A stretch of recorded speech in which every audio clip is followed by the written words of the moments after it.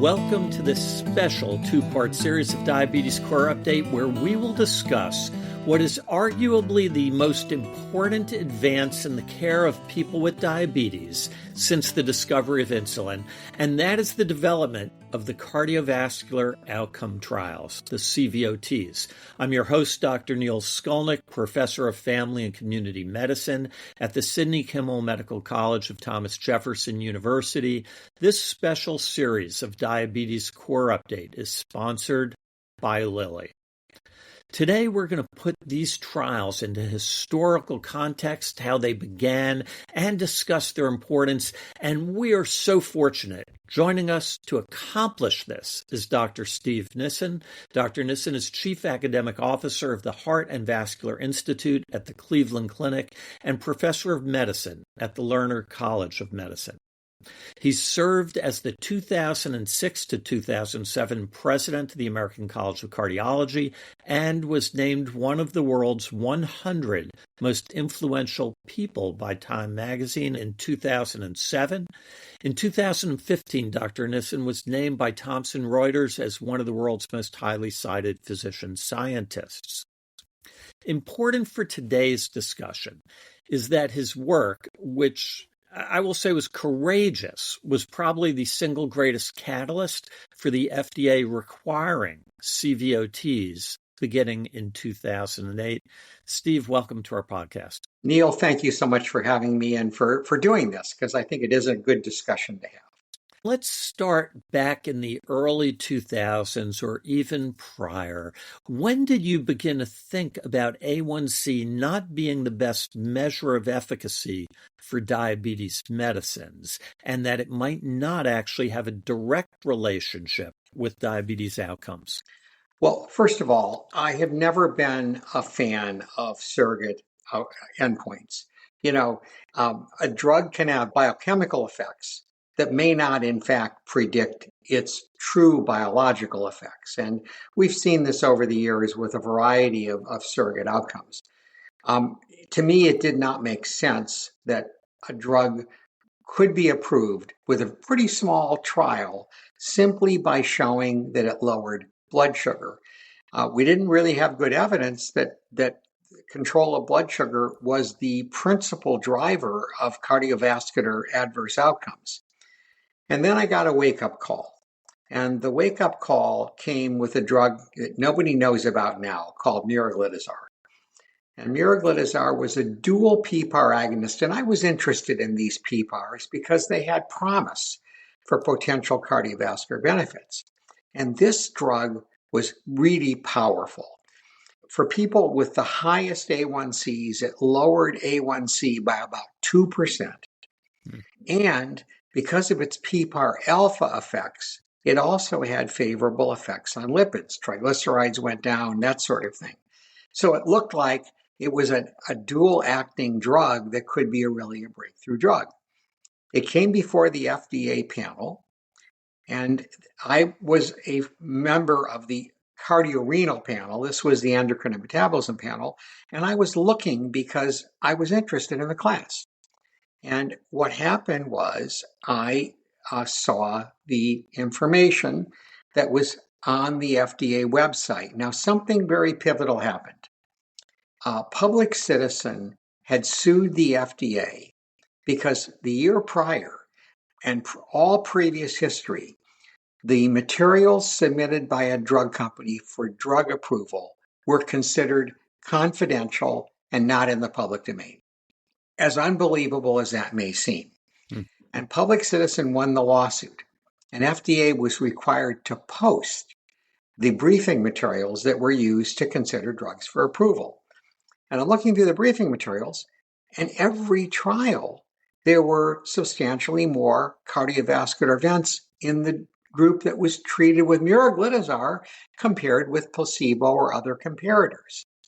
And so I huddled with my statistician, who has been working with me now for more than 20 years, Kathy Wolski, and I said, let's take all the data that the FDA's posted and let's do our own analysis. And in the meantime, the FDA panel had voted something like 8-4 for approval. and they were ready to launch the drug. When we analyzed the data, everything, all the cardiovascular events went in the wrong direction, and they were statistically significant, literally a doubling of morbidity, mortality with miraglitazar. And so I called up the editor of the JAMA, Kathy DeAngelis, who's a really wonderful person. And I told her what we had, and I said, I really want you to try to expedite review because this drug's coming up. It's going to be approved very shortly. And so JAMA moved it quickly through, published it. And after the publication, the FDA decided that maybe they shouldn't approve it after all. The company kept the trials open, and the further out they went, the worse it looked. And the trial and the drug never saw the light of day, so it went away.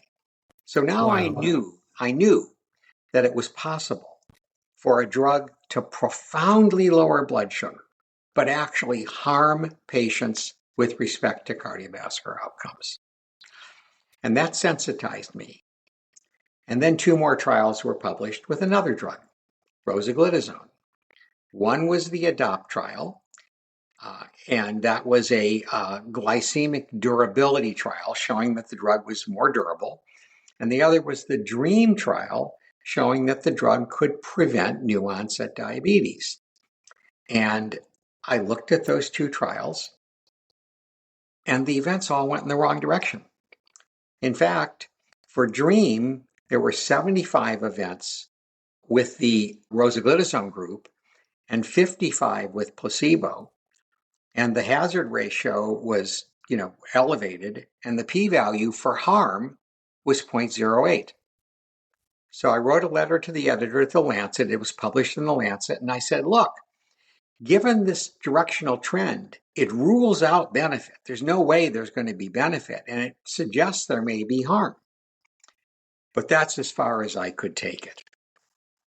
And then serendipity arrives, and the long discredited Attorney General of New York, Eliot Spitzer, had sued the maker of rosiglitazone because the company had suppressed information about suicide and suicidality in young people taking their antidepressant drug. And he thought that was not in the public interest for that data to have been suppressed. And so he got a settlement. And the settlement was that the company, in this case GlaxoSmithKline, would pay $1, but they would agree to put all of their data from all their clinical trials on a website, which they did. And the website was out there. And I was looking for data on rosiglitazone because I had concerns about it. I thought it might be like miraglitazar. And quite by serendipity with the search engine, I found the not very publicly available, not very easily found website. And there were, as I recall, 42 trials of rosiglitazone that had been conducted, 35 of which were unpublished. Wow. And I downloaded all of those trials, and I sent a one-word email to my statistician, Kathy Wolski, entitled, Eureka, I have found it. And she and I huddled, and she did a meta-analysis. And it only took her about 24 hours. And we looked at the data. And there was an increased risk of myocardial infarction in the range of around 40%, and a similarly sized increase in the risk of cardiovascular death. And these were both, well, the MI was statistically significant. The death was borderline. It was 0.5, 0.6 for a p-value. And so I talked with the editors of the New England Journal, and I said, look, I think this belongs in the public domain. And literally locked myself in the office and wrote that manuscript in about 24 hours. My gosh. And submitted it on May the 1st, 2007. It was ultimately published on May the 21st. That's So fast. for New England Journal, it's unprecedented. It's 21 days. But about a week after I submitted the manuscript, I got a call from the chief medical officer of the company, GSK, saying he needed to meet with me urgently. And I knew what was going on. And I agreed to have him come and meet with me with his team. Mm-hmm. And they came and they said, look, we know you're interested in our drug. We'd like to work with you and do an analysis together. Our statisticians can do the analysis. And I said, no, we cannot work in that way. We must do the analysis. And that relationship didn't go very far. I only learned a couple of years later that one of the reviewers for the New England Journal, a very prominent diabetologist, had, as soon as he got the manuscript to review, he leaked it to the company so that they knew it was coming and they could plan the public relations campaign to discredit both the manuscript and me personally. Very rough time. Very, very rough time. I'll bet. The phrase that comes to mind is what John Lewis called good trouble. Doing things for the right reason and having the courage to stick to what you believe is correct, even if it makes others uncomfortable. And this really, to me, reminds me of that ideal. Well, what's kind of interesting about this is that some years later, I won't tell you who, with a very prominent person in the Congress who used that very term, good trouble, to refer to this manuscript. So that is interesting. And I did get to meet John Lewis at one point, who's a fabulous guy. But the bottom line is I was persona non grata with most endocrinologists because they were getting calls from all their patients, who were in a panic. When the manuscript came out, it was the lead story on the front page of the Wall Street Journal. It was everywhere. And it, caused a huge amount of controversy. And everybody was coming off the bench and criticizing our methodology, our findings, and we knew that the meta-analysis that we had done, which was not a patient level, it was a study level meta-analysis. We knew that it was not perfect, but we thought it belonged in the public domain, and I was willing to take the heat. The ADA very graciously invited me to come to a major plenary at the ADA meeting. And I went on stage with Dr. Holm, who was doing the record trial. And we had kind of a mini debate in front of a huge audience at the ADA. I felt like I was in a den of lions because I don't think anybody in there had any love for me at that point. But we got it done. And the controversy led to a lot of discussion. I'll bet it did. And I will say ADA, as long as I've been going to their science sessions, really does a great job of airing multiple points of view in debates like that. And all of us in the audience always learn because we're able to then make an assessment based on a range of opinion and data. Now, the implications of this publication were enormous because I remember as a practicing clinician when this came out, and because of the ADOPT trial that had come out roughly 6 months before showing rosiglitazone had much longer glycemic durability, many people like myself began using rosiglitazone as a preferred first-line agent. And this came out and it was like the world shook. What then happened as we move forward in this story? Yeah. By the way, you were right. At the time that we published this, it was the largest selling diabetes drug in the world, rosiglitazone. So it was not, it was not something that wasn't being used. It was being used. So FDA, and I made one very big mistake. I should have shared the data with FDA before we published it. But they didn't react terribly well to it. Bureaucrats don't like it when they feel like they're being criticized, and that's the way they felt. But they warmed up to it, and they scheduled an advisory panel meeting for 2008, the next year. And they invited me to present. which again, I give FDA credit for. And I did a lot of thinking about what should we do? And I went there to that meeting and was almost exclusively, the panel was the endocrine and metabolism panel. So it was essentially endocrinologists, diabetologists.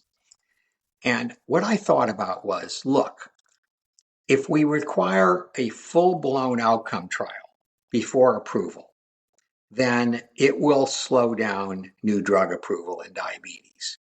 And so I proposed a two-stage approval process where you first had to do a modest-sized trial to rule out a high level of harm, a hazard ratio of 1.8.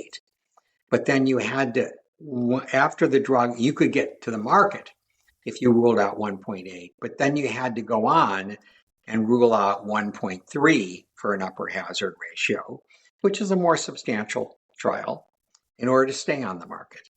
The idea was not to put a chill on new drug development, but to make sure that the medical community ultimately got good information about both the benefits and risks of new therapies that came along. Now, there were opponents of that. Now, Steve, before you go on, I just want to clarify for our listeners who might not know. So when we're saying that 1.8 and 1.3, these were for non-inferiority, that there could not be a greater than that amount of bad outcomes. That's a very good point you make. Absolutely. However, I will tell you that in my final couple of slides of that presentation, I said, if you require non-inferiority trials, sooner or later, one or more of these drugs is actually going to show benefits. And it was very clear. Now, what's also interesting is there were two more speakers, at the external speakers at the panel.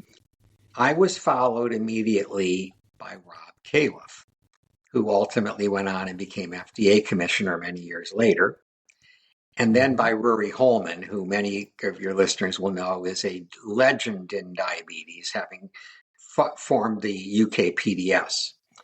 And both Rory and Rob supported my proposal. And they hadn't seen it before, but when they saw it, they said it's a sensible, balanced proposal.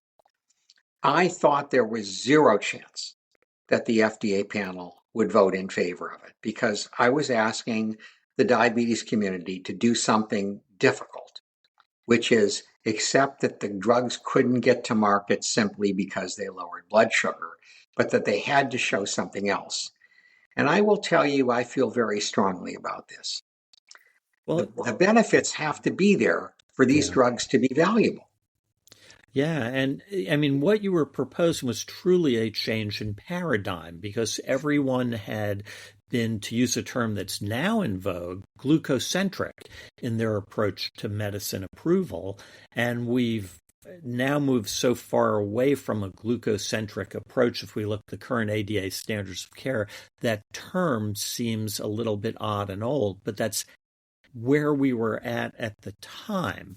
Now, I imagine this would have raised some consternation among our industry colleagues because this is creating a high bar for drug approval, but it seemed like you were able to figure out a way to allow medicines to move forward at a reasonable rate and still accomplish what was proposed. And that was exactly what I was hoping for. That was my desire. Now, I will tell you that there were some very prominent endocrinologists that also opined during this meeting and during this period of time. And at least one of them, I won't mention them because they are a prominent person in the ADA these days, said, if you do what Dr. Nissen is proposing, there will never be another diabetes drug. And I pushed back and I said, no. And I will tell you, although initially industry didn't think this was a terribly good idea, eventually what they learned is that it benefited industry more than anybody else. Because today, with these newer drugs, if we had not shown that, for example, that SGLT2 inhibitors can protect the kidney, can protect against heart failure, that GLP-1 agonists can reduce morbidity, mortality, these drugs would not be successful in the marketplace. Who's going to spend all that money on a new drug if it's not any better than what we already have? So they actually ended up being beneficiaries, and they will now say that when I talk with them.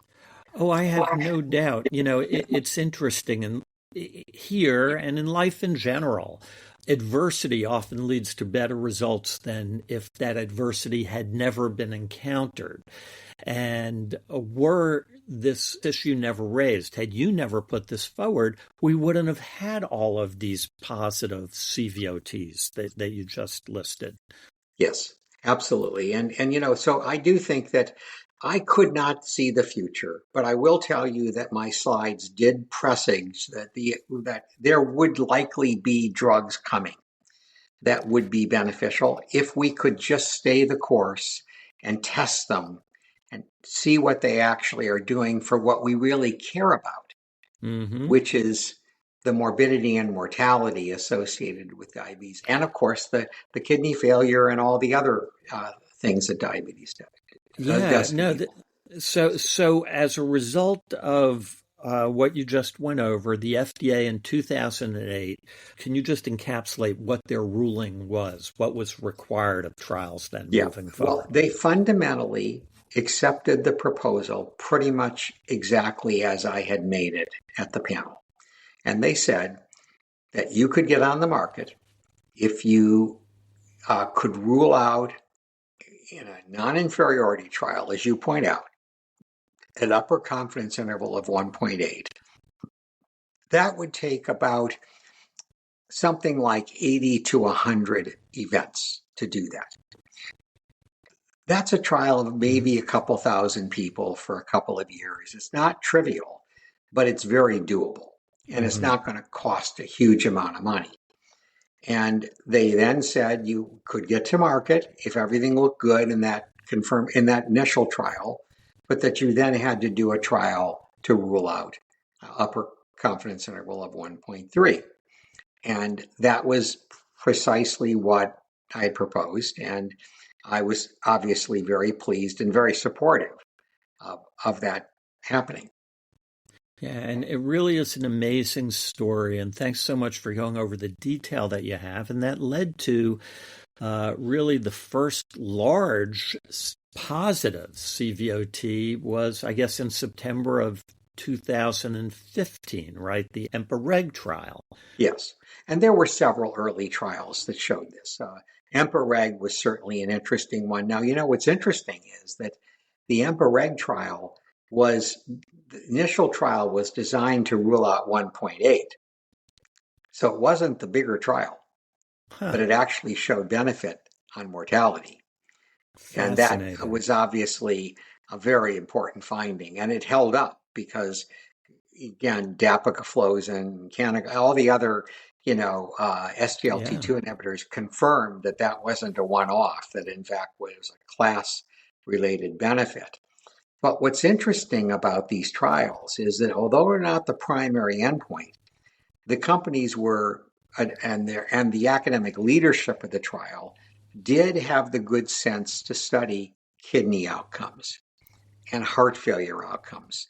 And the studies were not powered for those outcomes, and they were not ones that would result in a regulatory action because they were secondary endpoints.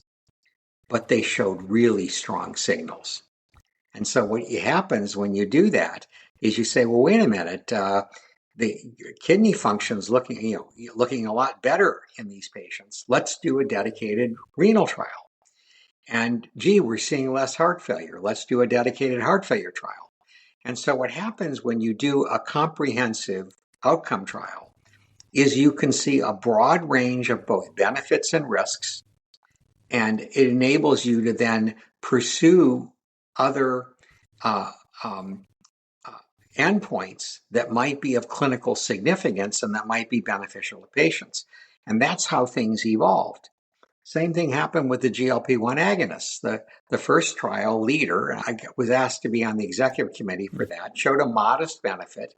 It wasn't the most powerful of the GLP-1s, but it was a good drug. And it showed a benefit on major adverse cardiovascular events. But then subsequent studies showed with more powerful, longer duration drugs, this incredible range of benefits, including, by the way, the kidney benefit that's been seen and the morbidity, mortality benefit, which is really quite profound for the GLP-1 agonists. And now, we've now seen a very good result with the GLP-GIP-1 drug, tirzepatide. And there's much more coming because now we have a triple agonist in development. We have oral GLP-1 drugs in development. There is also another fascinating development, and that is FDA took away the requirement for cardiovascular outcome trials.